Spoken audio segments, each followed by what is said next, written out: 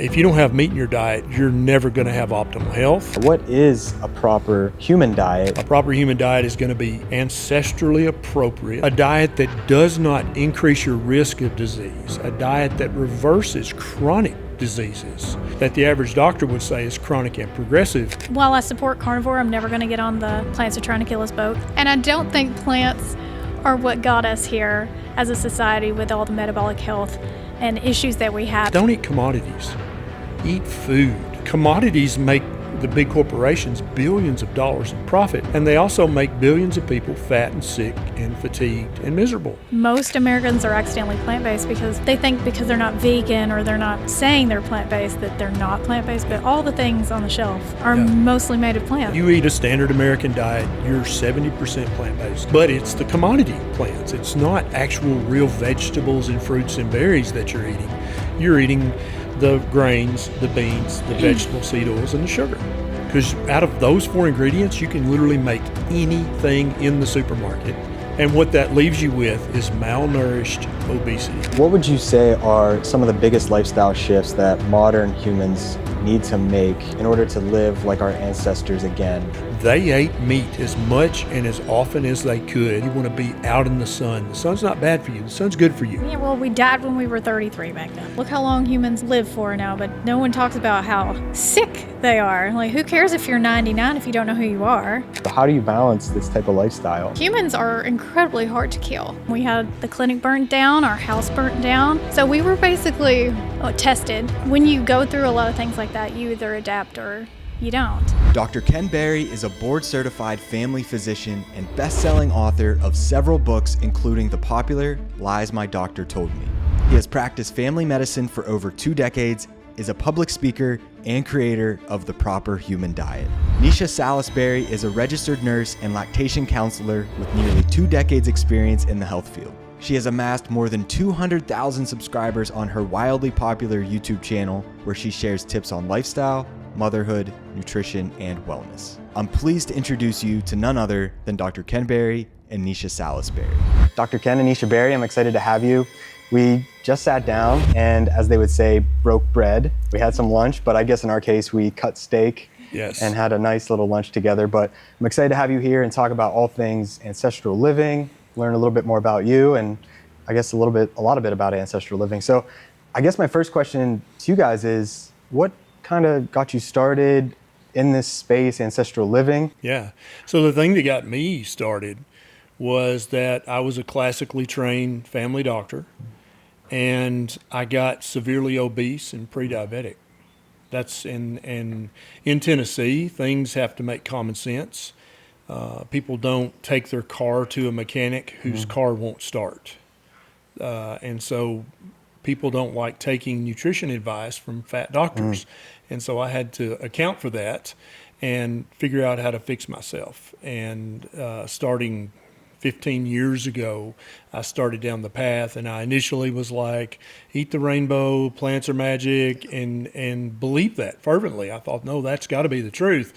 But then I kept reading, kept searching, kept researching, and come to the point where I am now, where I consider plants to be optional, a garnish, a spice, and the food is meat. Yeah, so it took you were following that advice, the advice that you were teaching your patients, but it wasn't working for you. Exactly. Actually, when I first got on the scale and went, oh, wow, I'm fat, I was not following any advice. I was just eating junk, right? But so then when I saw the weight on the scale and I saw my A1C, which was 6.1, almost type 2 diabetic, wow. I was like, oh, crap. And so then I did start following the advice. Specifically, I printed out the American Diabetes Association's handout of what to eat, what not to eat, what to do. And so I started eating that way, whole grain bread, no saturated fat, definitely no bacon, lots of fruit smoothies, lots of fruits and vegetables, and started jogging 3 days a week. And after doing that for about 90 days, I jumped on the scale and got my blood reach tested, and both were slightly worse. Wow. It had not helped at all. And as a family doctor, one of the main things I'm looking for in patients, but also in this instance in myself, is signal. Did what I do make a noticeable difference? Can I see noticeable improvement from that? And after 90 days, the answer was emphatically no. It made no positive improvement whatsoever in my health markers. And it was at that point, that was kind of my epiphany. It was like, okay, so maybe I don't know a damn thing about human nutrition. Maybe I need to go back to the drawing board. How many years ago was this? About 15 years ago now. Yeah, it's been a minute. And so initially I'm like, okay, plant-based, maybe I'm not going to be a vegan, so no, but maybe, you know, Mediterranean plant-based, eat the rainbow, that sort of thing. And then I started looking at more paleo primal. Yeah. I read Dr. Robert Atkins' Diet Revolution. I bought that for $0.25 at a rummage sale and read that. And I kept going, and it kept slowly but inevitably leading me towards, if you don't have meat in your diet, you're never going to have optimal health. And then some of us need even more meat than others. Some of us need to eat only meat. And that's kind of where I'm at right now. And I'm very happy that I found this sweet spot. Yeah. And then when you were experiencing your health issues, were you guys together at this point? That was way before. That was before. And you Yeah. were going through some of your own health issues? No, those started when I met him, basically. No, they probably started about a year before I met him. I was 26 when things started going a little bit sideways. I wasn't eating great. I was an LPN at the time. I was working midnights and evenings and overtime and eating stuff out of the vending machine, not taking really good care of myself, going to downtown Nashville till 3 a.m., treating my body like crap. I also got breast implants, which later on I would pretty much understand is what kicked off my autoimmune disease, along with some traumatic events in my life. And so by the time I got to Ken, these symptoms were pretty much hitting a crescendo, and they just kept getting worse and kept getting worse. Was in RN school, couldn't focus, couldn't sleep, gained 45 pounds from the time I met him till the time that we figured out what was going on. And brain fog, severe brain fog, low energy, low libido, just hateful. Just a hateful human being. I didn't feel good. I didn't like the way I looked, all kinds of stuff. And so we finally figured out that I had Hashimoto's, hypothyroid, and that's autoimmune disease, which I really think probably was kicked off by breast implants. And but then he went paleo, brought me on board to paleo. I hate paleo. It's a lot of quinoa and weird stuff like that. So that's what he was feeding me anyways. Yeah. Then he went keto, and I was working in labor and delivery as an RN then, and all of the doctors that I work with, we talked. We were all very close, and they were like, keto's crazy. You shouldn't do that. You need carbs, especially you have a thyroid problem. You don't want to do that. But I did it anyways because I was like, what's the worst thing that can happen? I felt like absolute trash. So within about 7 days, my symptoms greatly improved, enough for me to think maybe there's something to this. And then the longer I did it, the better I felt, the more weight I lost, the stricter I got. And before I knew it, I was doing carnivore for a few weeks too. So, yeah. So it was a gradual progression. When you started doing keto, was this a whole food keto? When we started, there weren't that many products. It was very early in the keto. Yeah. It Back wasn't then it was, mainstream. fat bombs. You would Yeah, make fat fat bombs, bombs. right? Right. You know, like Right. chocolate or truffle or whatever, and Yep. keep them in the Strawberry fridge. cream cheese, Yeah. extra butter, very high fat, but whole foods based because we didn't really have the option to get the keto junk food at that time. So we were lucky. But a lot of people bridge into using the products, which can be tools, but not the best. And so now you've bridged into this carnivore-ish or maybe even full-on carnivore style lifestyle, and that's helped, lose weight. We're talking help thyroid, we're talking all these other issues that you guys were experiencing, and this has been over a decade now you've been on this journey and now encouraging and teaching and helping others to live the same lifestyle. I'm curious, before we jump into more of the ancestral living tips and practices that you guys do on a daily basis, I want to know how you balance this content creation, work, and family, because you're very busy. You're obviously healthy, very healthy people, but you're very busy. So how do you balance this type of lifestyle? Because there's a lot of people out there that want to be healthy, but they're struggling. They feel that there's not enough hours in the day, but how do you do that? Yeah, I don't think about that much because it's just our life. You're going to get two completely different answers. But it's a valid point because we have 2 young kids, we have 2 dogs and 2 cats, and we have a farm full of animals, and we live in a 1,100 square foot house. We don't have a studio, we don't have a production team, we don't have an editor. We do all that ourselves. And so, yeah, I guess since you put it like that, we're fairly busy. And but we've just learned, I guess, how to blend those things into being able to still create content, still eat as clean of a diet as we possibly can, get out in the morning sun, get out and play on the farm with the kids, be active. But yeah, we're very busy, but somehow we managed to pull it off. Yeah. It's a lot easier for him. Yeah. Of course. Yeah. Men always get off a little bit easier, but for me, it took a very long time to understand. You're a content creator. Yeah. You can easily burn out Very taking easily. on too many responsibilities. So I hit a breaking point. What was that, a year and a half ago? And I just stopped making any content and had to really dig deep and reprioritize things. And so now we have a very strict schedule. This is when it's family time. This is when it's content work time. This is and then we just don't defer from that. Yeah. And if the people we work with don't like that, that's okay. We're not the people for them. But that took a long time because for a long time we were working full-time jobs while doing YouTube. I was working as a nurse. He was running the clinic. We did IVF. We were doing all of this at the same time. Yeah, I forgot about that. Right. We had the clinic burnt down, our house burnt down. So we were basically tested. And when you go through a lot of things like that, you either adapt or you don't. Right. And we were able to adapt, but we have a good support system at home too. My family lives close and we have good friends, and that helps a lot. That's absolutely the most important thing, when it comes to healthy lifestyles. You guys both follow, of course, a more animal-based approach, and each, it's helped you uniquely with your own health goals. Do you both follow a slightly different dietary approach? I mean, maybe you need one thing, Neisha, than you need, Dr. Ken.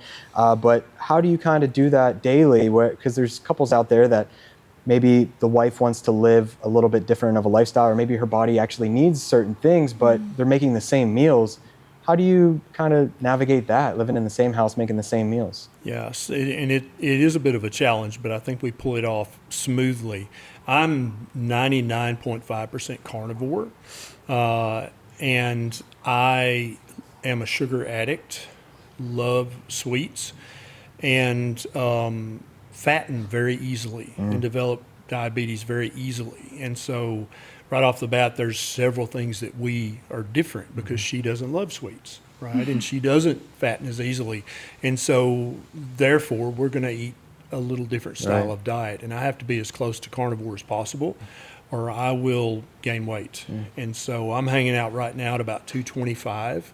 And at my heaviest, I was 297. And so also I want to never be pre-diabetic again because even though you're not diabetic, the damage is still being done. Right. And so I have to be as strict carnivore as I can possibly be. And I also have to limit dairy. Some people don't have to do that on carnivore. But I'm also a dairy addict. I literally could live on cheese and ricotta and sour cream and whatever, any kind of dairy, and drink heavy cream for a living. It's delicious. I love it. I love it. But that I am just sensitive enough to the caseins and the whey that I'll start to get a poochy belly. I'll gain 10 pounds, and so I have to be meat, egg, seafood, and that's it. And that's my sweet spot. Right. But Niesha's sweet spot's a little different. I think what makes our kitchen work the best is that we're really team oriented. So I know what his boundaries are. He knows what my boundaries are. I'm not going to go get some cake and bring it in the house. Yeah. Even if I could have a piece and it wouldn't really do anything to me, I would never do that to him. And so I support him where he would never bring some Doritos into the house because those would immediately tempt me. And so we're on the same page because we know exactly what we both want. We both want each other to be healthy, and we want to be healthy. And so he's not really tempted by my cucumbers, right? Or my tomatoes. And I'm not shoving cheese down his mouth, So we really know each other's boundaries and health goals, and that really helps to make sure, like, I'm not accidentally tempting him with something. And our family's supportive. They don't buy us things that are going to throw us off. And the kids, they eat, I would call an animal-based approach. So they eat mostly meat. They do eat some fruit from time to time. They don't like vegetables because kids don't like vegetables, so they don't eat those. And, I mean, they drink goat milk. That's their primary source of nutrition after they were breastfed, and we drink a lot of water. So our house is just not full of temptation. And even though we technically have different diets, it's really not that different. We mostly eat meat, and the things that are on the side are not products or processed foods. Yeah, we were talking about, homesteading, and you're relatively, the past few years, you all been homesteading with a lot of animals on your land. I guess, how does that play a role? You're talking about your kids eating a primarily animal-based approach, drinking goat's milk and such. People will say that these animal foods are unhealthy, saturated fat, cholesterol, and choline, whatever you can get into. But, if you're living a primarily local, ancestrally consistent approach, foods that you can only get in your local environment, because we didn't always have foods being shipped across the world and all that sort of stuff. It only makes sense to me intuitively, but how does that play a role in your lives of just sourcing as much local food as you can and the nutrient density that provides? Yeah, I think one of the primary initial motivators was that we both love to be perfectly authentic and consistent.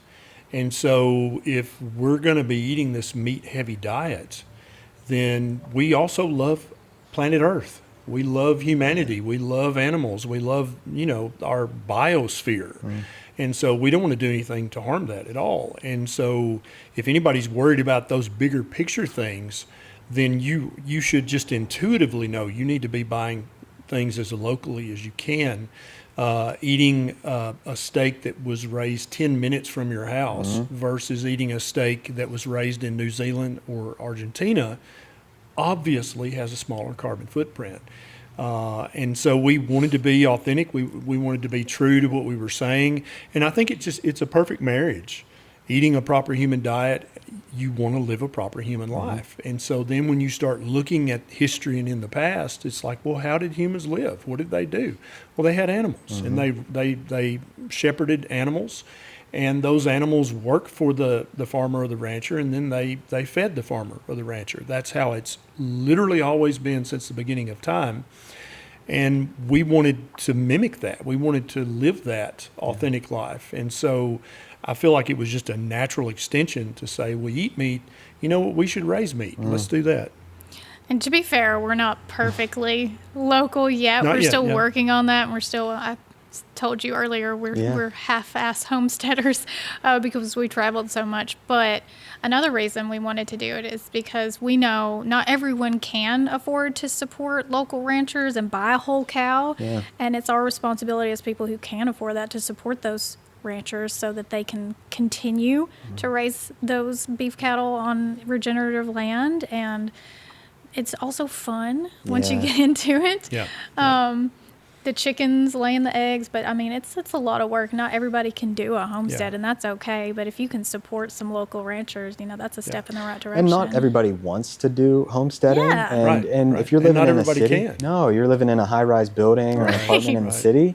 But I think if somebody wants to do that, there's definitely ways you can make it happen. Sure. Or you can, support your local farm. That's something that we were talking about before. But I want to get more into homesteading. But my wife and I support a local farm. The Family Cow, they're amazing. They ship nationwide. Pennsylvania is very illegal with their food laws, as we were talking about.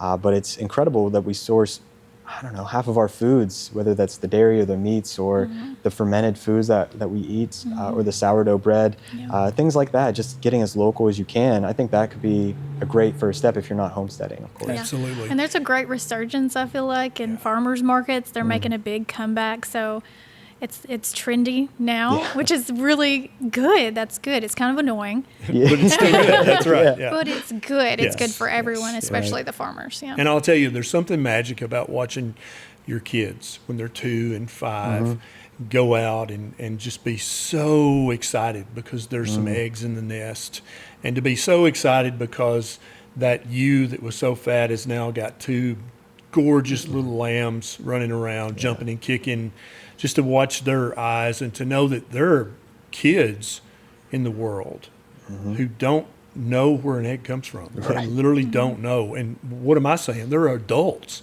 who don't know where an egg comes from. They don't know what the life of a sheep or a cow should be or is. They have no idea, but yet they want to have an opinion about whether you should eat meat or not. But they truly are completely ignorant of what it takes to shepherd animals ethically and morally and lovingly, to let them live their life and be happy, but also produce food for the family. I mean, there's some magic in that. You also, like, Absolutely. nothing goes to waste when you have raised an animal. Yeah. Because it's heartbreaking to know that, like, you 100%. took a life and now that's going to waste, and Yeah. you've seen that, and you don't have the disconnect that a lot of people do. When they go to the grocery store, they just pick up the meat and they don't understand the process. But when you raise an animal and it has that one bad day and then Yeah. it's on your table, you're gonna make the most of that meat. You're gonna make the most of the bones, the organs. Absolutely. As all our of that. ancestors have always done, Exactly. in a world of food scarcity where they didn't know where their next meal or calorie was coming from, it Nothing wouldn't have went made to sense waste. for them to waste calories. And I was talking with Dr. Bill Schindler, who I mentioned before. He did a study several years back at his university that he found that when he studied the average hunter, that the average hunter wastes about 50% of calories with every deer that they harvest. The modern hunter. The You modern mean. hunter. Yeah, Yep, It not is. ancestrally, Yes. but It's modern. ridiculous. Yeah. Yeah. So I think it's important. I mean, not just from the morally, kind of ethically perspective, but the nutritional component of it. But a lot of those the organs are going to waste because we're just harvesting the fillets, which are delicious. The tenderloin, the backstrap, tenderloin, yeah. of course, which they have their place. But course, you could yeah. probably talk to the different nutrient profiles that the organs have versus the muscle meats and the glandulars and all that. Why is that so important? Is eating an animal nose to tail? It's ancestrally consistent, but for our health, modern day health purposes, why is that so important? I think it's ancestrally consistent, but I think we have a heightened responsibility to be as ethical and moral as we can, because our ancestors maybe couldn't do any better than they did because they were stuck in a bind. It was either do what you do or you starve to death. We have options today. And so Nisha's dad, Pedro, is an avid deer hunter and turkey hunter. And I don't even have to remind him. Every time he harvests a buck or a tom, he brings a Ziploc bag with the heart and the liver to me. And then we've got a freezer full. And then the rest of the carcass, after he's gotten those choice bits that he loves, which is the backstrap and the tenderloin, then if you've got chickens and dogs, nothing should go to waste, right? Because the chickens are going to recycle that into eggs.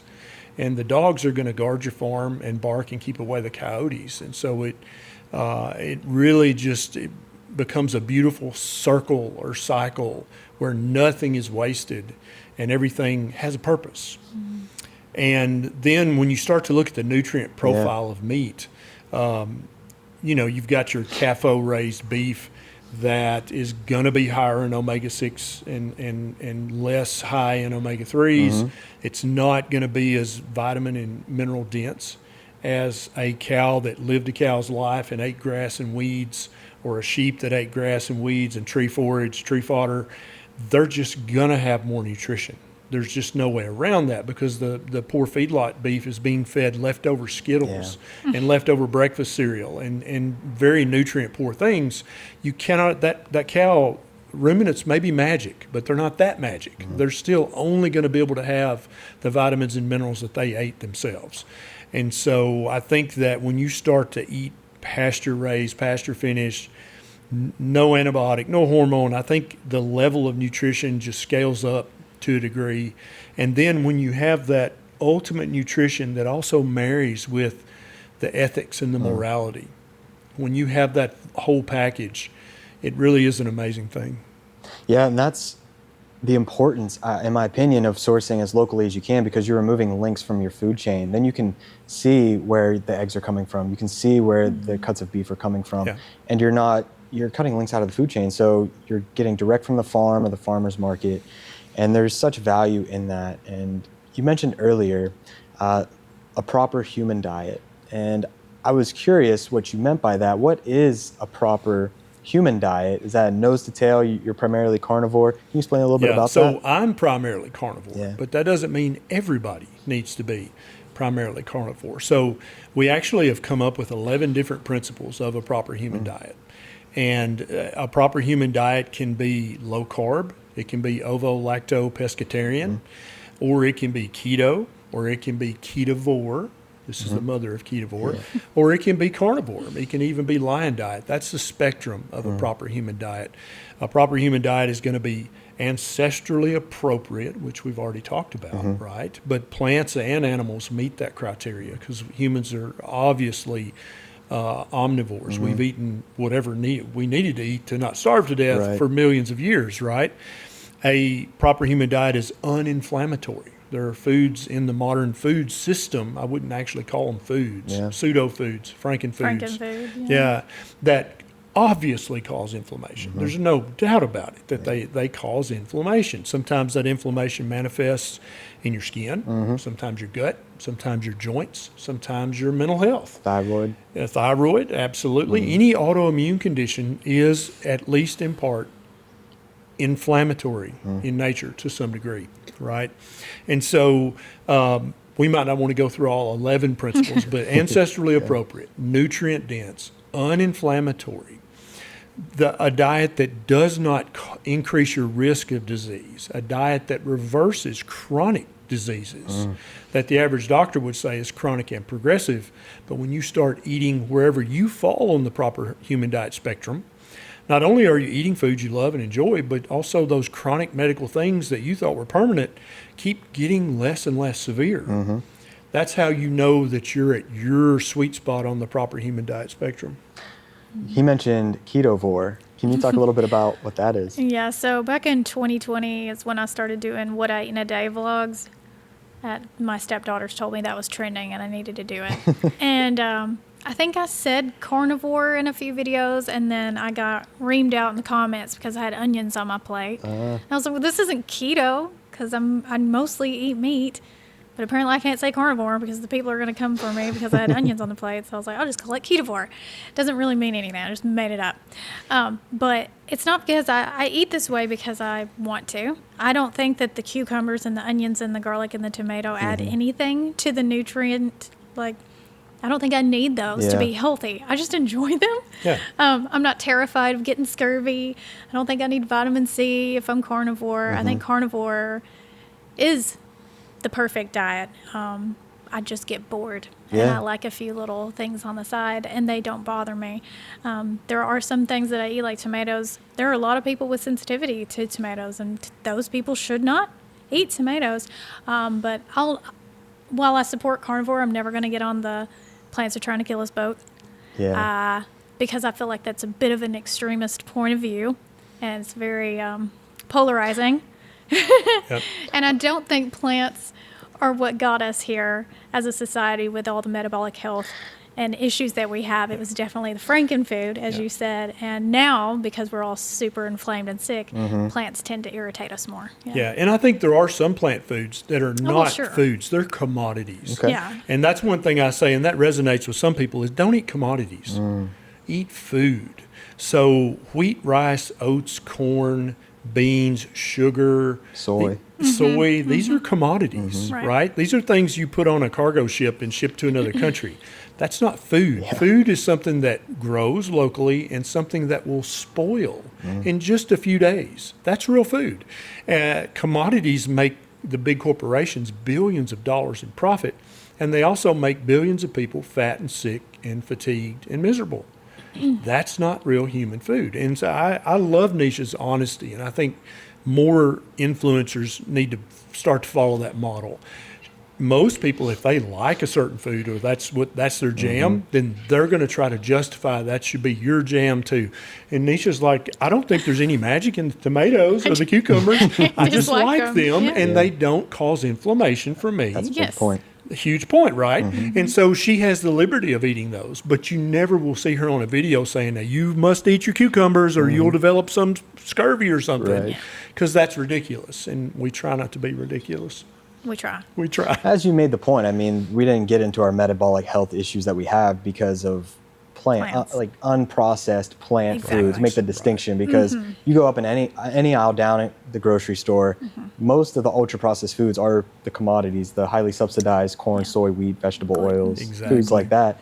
That's largely what is exacerbating the issues. And That's 80% of some people's diets. 80% of all their diet is those commodities. Yeah. Can you believe that? We were talking about accidentally plant-based earlier, and that's most Americans are accidentally plant-based because they think because they're not vegan or they're not saying they're plant-based that they're not plant-based, but all the things on the shelf Yeah. are yeah. mostly made of plant. Like there's no Yeah. animal protein If you in eat that stuff. if you eat a standard American diet, you're 70% plant-based. yeah.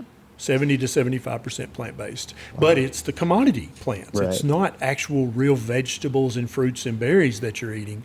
You're eating the grains, the beans, the vegetable seed oils, and the sugar. Because out of those four ingredients, you can literally make anything in the supermarket. It's shelf stable for a year or two. Bacteria won't even eat it, so you don't have to worry about it spoiling. And it's there, and it seems fresh to people who don't know better, even though it's 2.5 years old. doesn't spoil. Yeah. You mentioned a couple different types of plant-based. There's the ultra-processed food plant-based, but then there's maybe the more health-conscious that are actually eating whole, unprocessed plant foods, leafy greens, and the tomatoes and the onions, but they're minimizing their red meat and their dairy fat and their animal products. Yeah. What are the risks and the problems with that approach? Are there risks? Are there problems with that approach? And is it unfounded? I mean, should they be avoiding the animal products? Maybe, they're avoiding because they think the saturated fat or the cholesterol is bad. Is this unfounded just to eat a plant-based diet because of the red meat issues that we might be having? There's so many angles, right, that red meat's attacked. But I think let's just talk about the average person who's plant-based.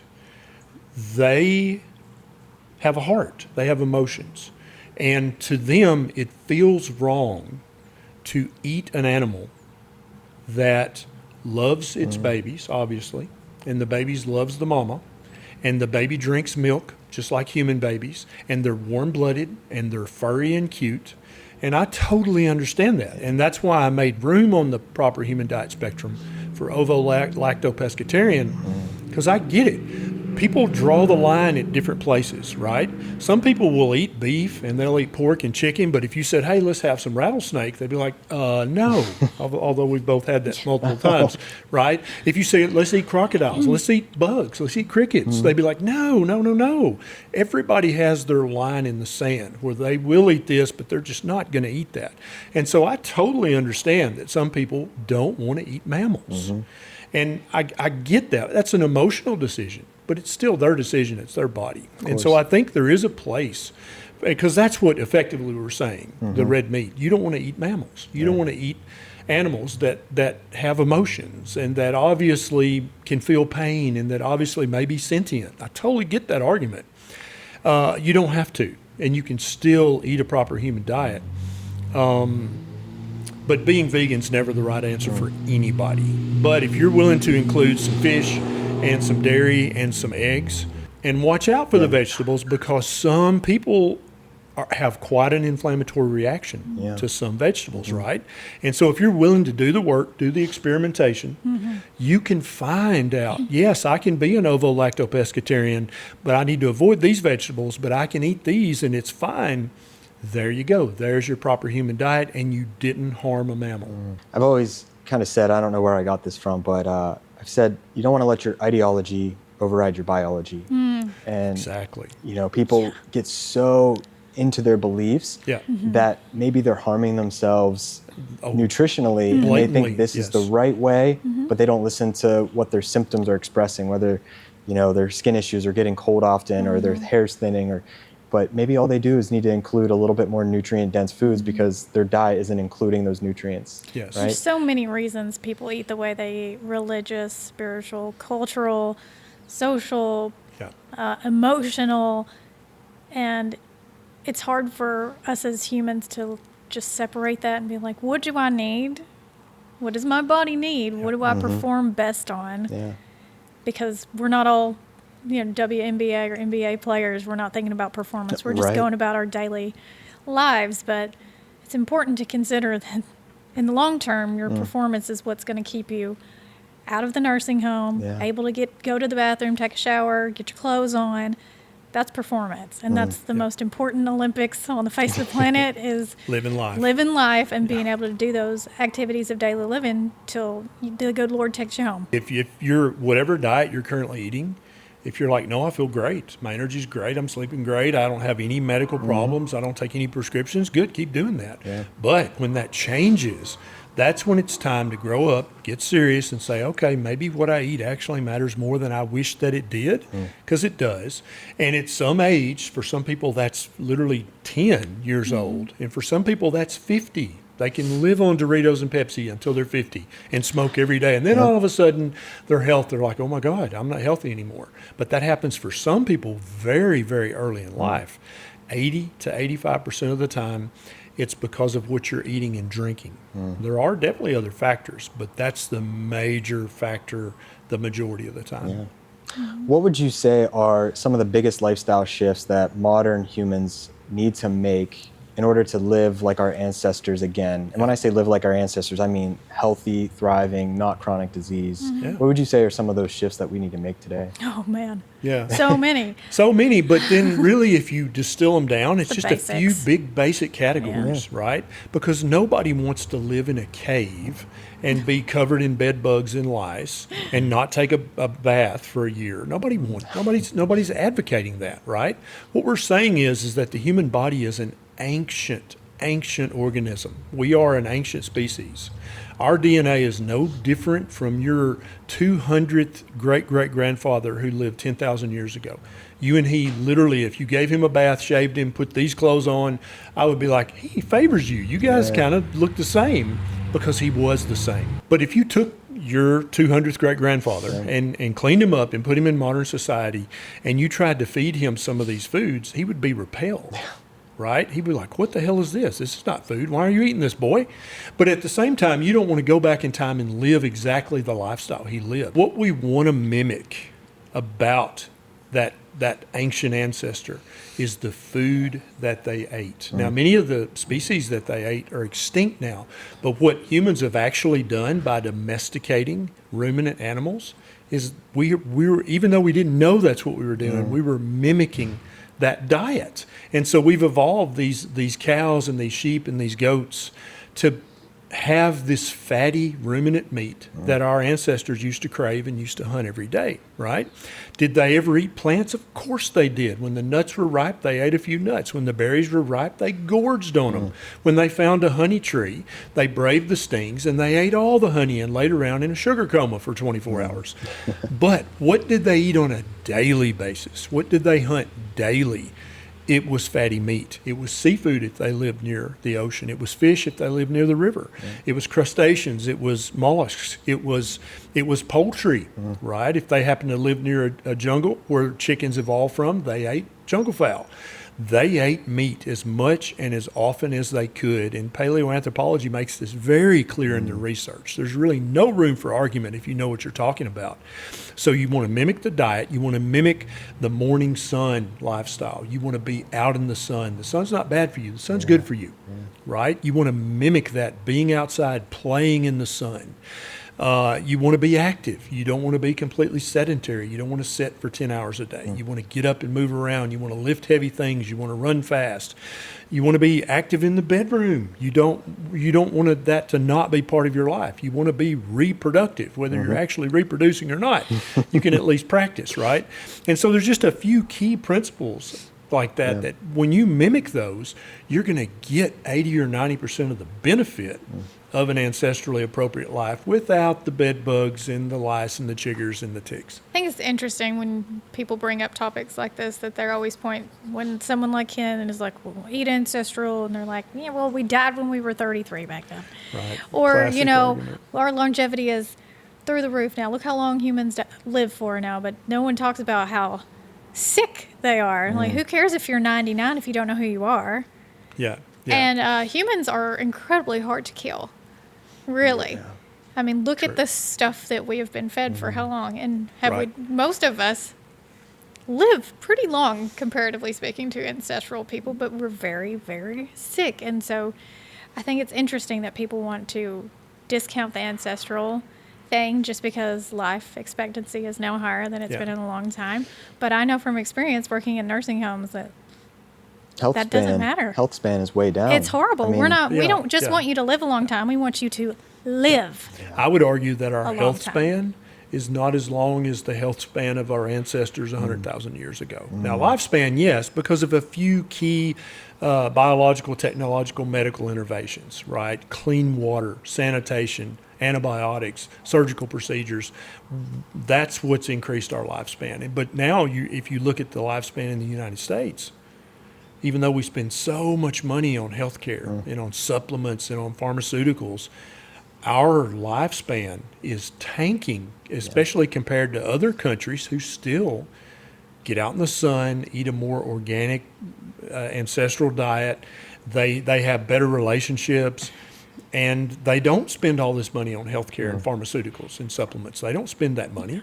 For as much as we have in the States, we should be the healthiest people, Oh, but our yes. disease rates are through the roof. We have the most convenience of anything. I mean, the fast food drive-throughs, the Yes. access to food, calories. Yeah, I'll say, right, calories. nutrients we don't have. We do have access to, but we're getting a lot of excess calories. But And what that leaves you with is malnourished obesity, Right. malnourished diabetes. That's Yeah. what you're left with. Yeah, you can eat a lot and get absolutely no nutrition out of it. And that's what some people just don't understand. Just because you're eating food doesn't mean your body is absorbing any nutrition from that, You can especially if be- there's none to be you had. could be overweight or obese and still malnourished, Yes. Absolutely. vitamin Yes. and mineral deficient. Yeah. Absolutely. And that is the main problem in the United States is that we are obese, malnourished, diabetic malnourished. We're not getting any of the actual nutrients that we need, but we've got all this food. Well, what would you say are a couple whole foods that actually would replace some of those nutrients that people are deficient in? So if you go back and look at a restaurant menu from the 1910s or the 1890s, there are multiple options for organ meat. Wow. In just a regular restaurant, right? It's just a regular family restaurant you would go to. They've got different kinds of liver. They got sweetbreads. They got brains and eggs for breakfast. Literally, when we were kids, you could get brains and eggs in Tennessee at a restaurant I mean, for breakfast. We had them routinely at home. Yeah, yeah. And so Granny Berry didn't cook brains, but, My but granny did. Nana Marie cooked brains and Wow. eggs for breakfast. And for years, Niesha thought it was a joke. I thought they just called it brains and eggs. But it was actually Sure, brains. of course it was. Why else would you cook? But I was little, and one day I was eating them, and I was like, "Man, these are good. I'm so glad there's not real brains in here." My grandma looked at me, and she was like, "Why do you think it's called brains and eggs if there wasn't brains in there?" And I was like, Wow. "There's really brain. It's delicious, very salty, very good, Yep. and probably super nutritious." But Yeah, but just Yeah. think, if you were a big food manufacturer, you would want to make food, in quotes, out of the cheapest stuff that you can make that's shelf stable, that's shippable, that's transportable, that you're going to get a huge markup on. That's the exact opposite of organ meat, right? And so also as a big food manufacturer, you would love to help gently persuade people that organ meat's gross, that no cool people eat that. That's nasty. That's something your grandmother did. It's the same argument that Crisco used to make women stop using lard. That's old fashioned. That's what your grandmother did. You don't do that. You're modern. You're hip. You're cool. You're whatever. So they're using that same argument, and it makes young people be grossed out. Like, you eat brains? You eat liver, heart? What? What's wrong with you? That is the most nutrient-dense food that a human being can eat, and it is the very foods that our ancestors prized optimized. They would save certain organs just for the women who were pregnant, just for the women who were breastfeeding. Certain organs went exclusively to the lead hunters in the party. They got first dibs. There's a reason for that. That's why they were, what if we went back to that time, they would look like superhumans to us as far as their strength, their stamina, their endurance. We would not be able to keep up with your 200th great-grandfather. He would kick our ass because he was eating nothing but nutrient density when he could get food, and he lived a proper human life. And so he was an optimal human male. Yeah. I feel like it's just, I always hear you say things like that, and it makes me feel like it's just disrespectful not to eat good quality meat when our ancestors had to fight tooth and nail, live through 100%. famine, go through the winter with no heat, still get out there, hunt, bring something home, and we have the luxury of just going down the road and picking it up, but we want to. But you're going to choose cornflakes. Really? Right. Really? You know, Come on. we don't even have to fight for it unless we just choose to go hunt. We can Or just go choose to the grocery be a store. rancher. Yeah. Otherwise, you literally don't have to do anything but roll out of bed, scratch your butt, call an Uber, or call Uber Eats, and they'll bring it to you. Yeah. And you don't have to do The anything. convenience. It's the convenience. And then you're going to choose the crappiest pseudo Franken food that you can choose. Yeah. I don't It's ridiculous. I don't understand that. Yeah. Yeah.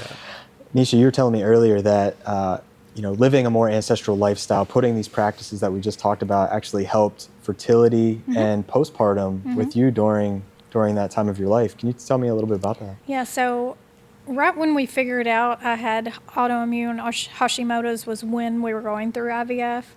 And we gave it another year of eating. We were doing keto at the time. Maybe you were already doing carnivore, but I was like, no, we're not doing that. Then we followed Dr. Kiltz, and he was promoting carnivore. He's a fertility specialist.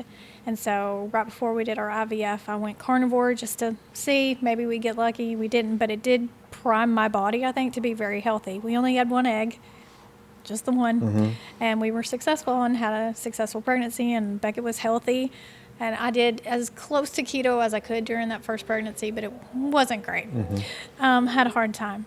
And then after I had Beckett, I went straight back to carnivore because I knew as a woman, when you get pregnant, you're way more prone to having thyroid issues pop up after pregnancy, and I really wanted to help my body recover. I craved liver through both of my pregnancies, but then I went back to eating heavy meat again. I healed pretty well, breastfed successfully, and I continued to do this meat-based Ketovore thing. And then Beckett had just turned 2, and we hadn't got pregnant, and we thought we would do one more kid, give it another try. But I decided I'd had enough. Beckett was a lot. No more kids. You need to go get. Had the conversation. You need to go see the plumber. You need to go to the I'm like, urologist. okay, fine. If you're done, we'll be done. And 6 weeks later, I was pregnant Wow. naturally. And I had been Wow. eating very, very meat heavy, Oh, yeah. probably more meat heavy than I currently am. And I was working out, eating very high fat, and I was skinny. I mean, everybody was giving me a lot of crap, like, you're too thin, you're too thin. I think I was 100 pounds. Clearly, my body thought I was fine because I got pregnant, and we had Bonnie Blue 9 months later, and exclusively breastfed with her too. And I just had,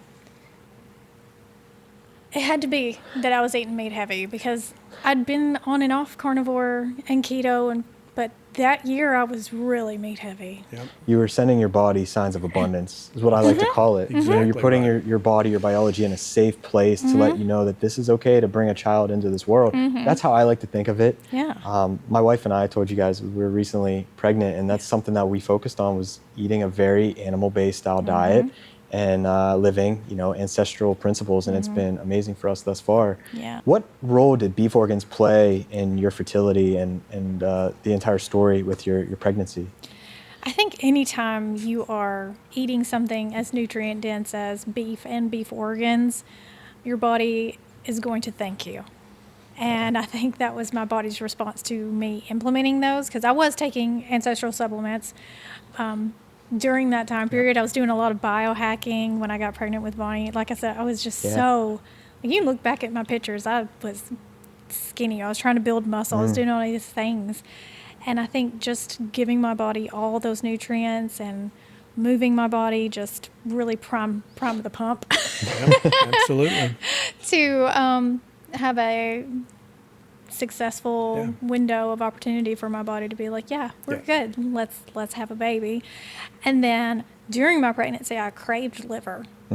Naturally, I just would crave liver, Raw fish. raw meat. Yep. Raw I meat. ate a Yep. lot of things that I made her a lot of steak tartare Wow. and a lot of sashimi pate, and pates. Yep.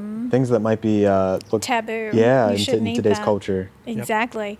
And I ate it all through my entire pregnancy. Never had any issues whatsoever.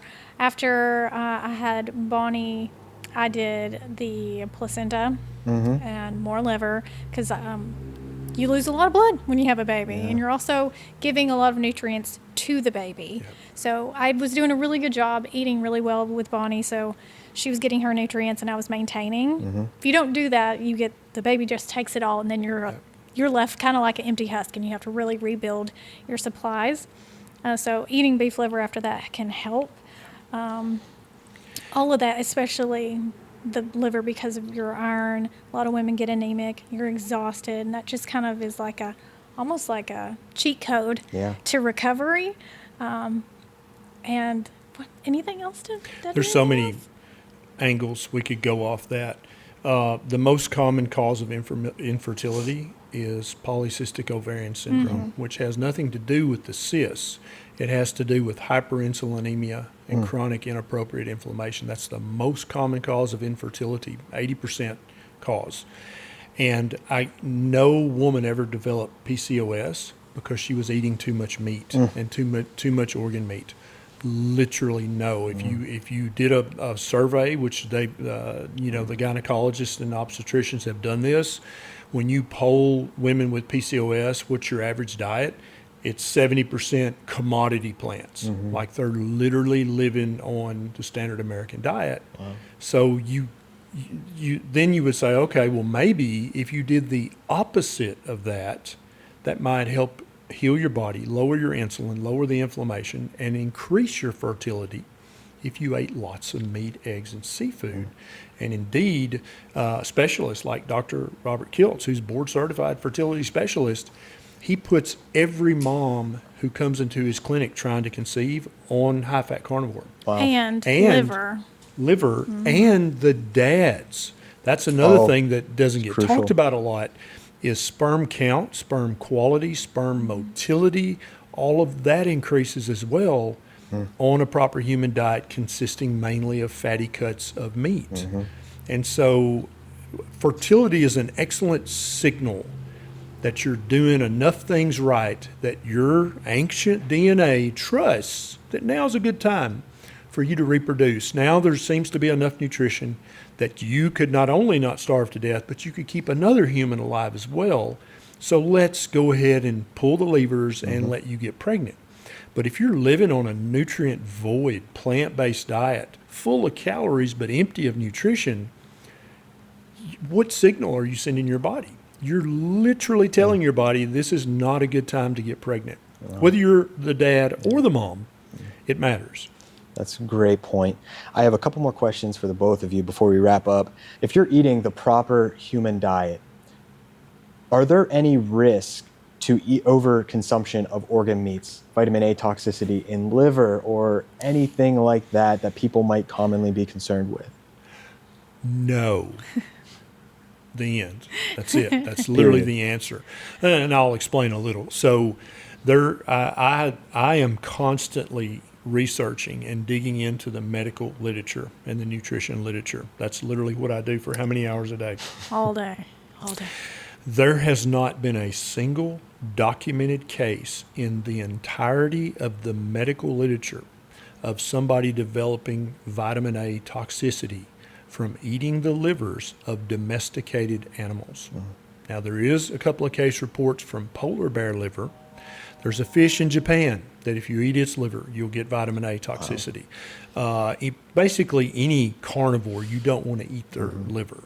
But the liver of ruminants, of poultry, of venison, of any animal that's domesticated that we routinely eat, literally, not a single documented case ever in the over 100 years of medical literature. And case reports are something doctors love to write up. They say something weird. This guy, he was eating 5 pounds of beef liver a day for months and months and months. He got vitamin A toxic. I'm going to write that case up and get it published somewhere. It's an easy write up, and you get published, right? There's not a single case. Only eating the liver of animals that you shouldn't be eating their liver, and it's well known to all the natives in that area that you should not eat that animal's liver. Also very hard to get that liver. Yeah, Are you taking on a polar bear? Not me. Exactly, right. Now, there are multiple cases of people taking vitamin A supplements who developed vitamin A toxicity. Exactly, right. Because then now you're trusting a manufacturing company who knows who they are to get the amount right?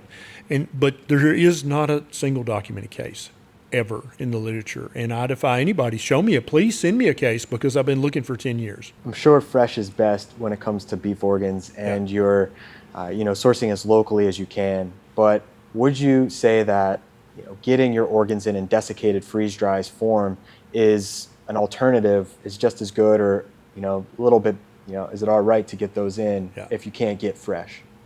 Yeah, I think it's not as good as fresh. I think we need to be honest about that and straightforward.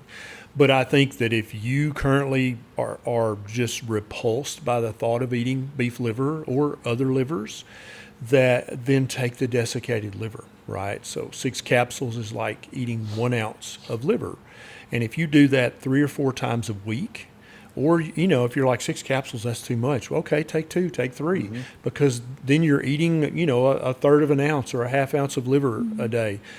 That is going to be infinitely better than not getting any liver at all.